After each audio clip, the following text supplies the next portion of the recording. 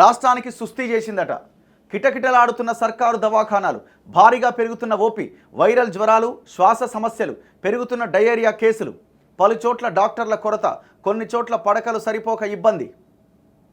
పరిస్థితి ఎట్లా ఉందంటే రాష్ట్రంలోని హైదరాబాద్లో ఉస్మానియా గాంధీతో పాటు ఫీవర్ ఆసుపత్రి రోగులతో కిటకిటలాడుతోంది.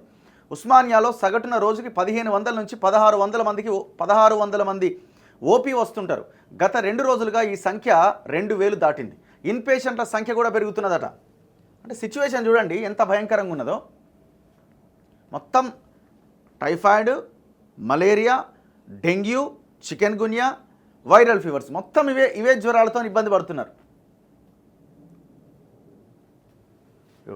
పడకల కొరతతో కొందరికి నేలపైనే పరుపులు వేసి వైద్యం అందిస్తున్నారు.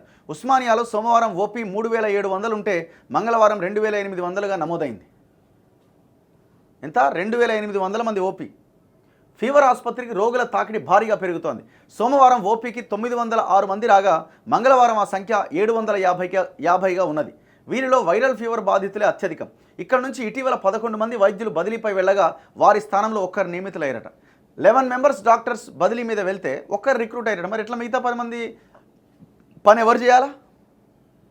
మరి ఎందుకు గవర్నమెంట్ దీని మీద ఆలోచించట్లే?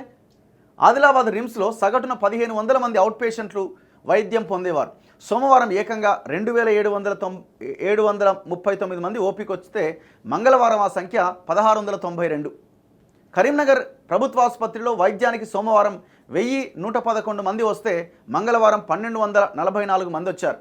వరంగల్ ఎంజీఎంలో సోమవారం 2549 మంది, మంగళవారం 3187 మంది ఓపీకి వచ్చారు. జనరల్ మెడిసిన్ వార్డులో పడకలు పూర్తిగా నిండిపోయాయి. అత్యవసర వైద్యం కోసం వస్తున్న రోగులకు పడకలు దొరక్క పలువురికి స్ట్రెచర్లపైనే వైద్యం అందిస్తున్నారు. ప్రతి జిల్లా ఇది వీళ్ళు రాసిరు.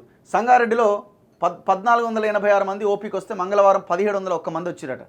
మహబూబ్ నగర్ ప్రభుత్వ ఆసుపత్రిలో మంగళవారం 2150 మంది వచ్చారు.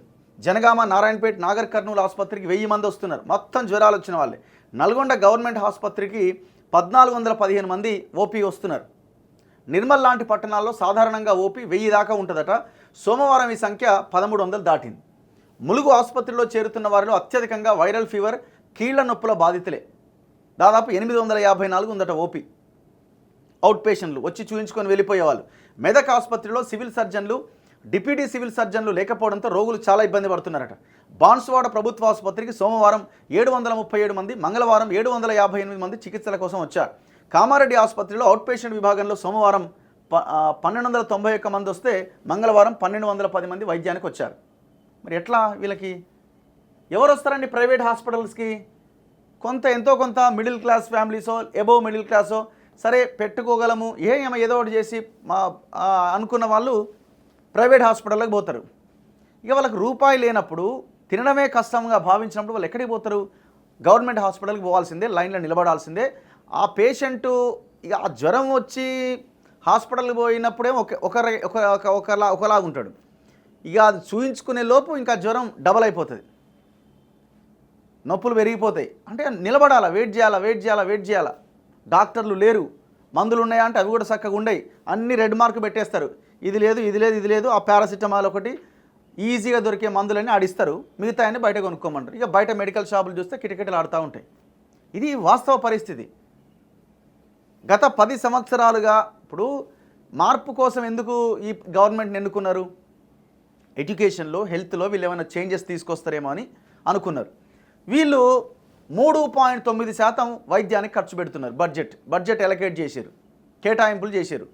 ఈ 3.9% టోటల్ బడ్జెట్లో అంటే ఎంత తక్కువ శాతం?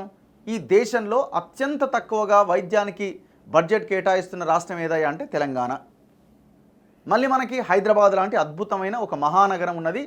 అసలు ఏమీ మనకి ఇబ్బంది లేకుండా ఆదాయం వచ్చే హైదరాబాద్.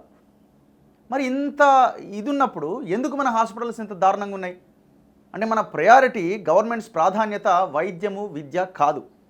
వాళ్ళ ప్రయారిటీ ఉచిత పథకాలతోని ఓట్లు తీసుకోవాలా, ఇంకో దాంతో ఓట్లు తీసుకోవాలా, రకరకాల స్కీమ్లు ఇంకోటి అమలు చేయాలి తప్ప ఈ ఎడ్యుకేషన్, హెల్త్ మీద ఫోకస్ చేయట్లే.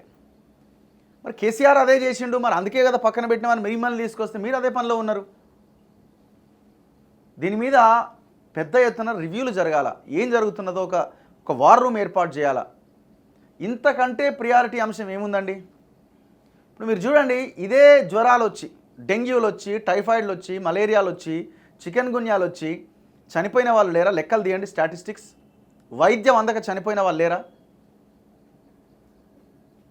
మీకు అనఫీషియల్ లెక్కలు ఏడ తెలుస్తాయి? ఒకసారి వస్తాడు చూపించుకుంటాడే, ఏం పోతాంలే అని వదిలేసి ఇంట్లో పండుకొని చనిపోయిన వాళ్ళు ఎంతోమంది ఉంటారు. ఏజెన్సీ ఏరియాలో అయితే టైఫాయిడ్లు వచ్చి చనిపోతారు. దారుణం అసలు అది. ఒక 11 డేస్ కోర్స్ వాడితే టైఫాయిడ్ తగ్గిపోతుంది. అట్లాంటి టైఫాయిడ్లు వచ్చి చనిపోయిన వాళ్ళు కూడా ఏజెన్సీ ఏరియాలో ఉంటారు. మనమేమో 4th సిటీలు అంటాం, ఇంకో సిటీలు అంటాం, స్పోర్ట్స్ సిటీలు అంటాం. ఇవన్నీ అక్కర్లేదండి బాబు. ప్రజలకి వైద్యం అందించండి.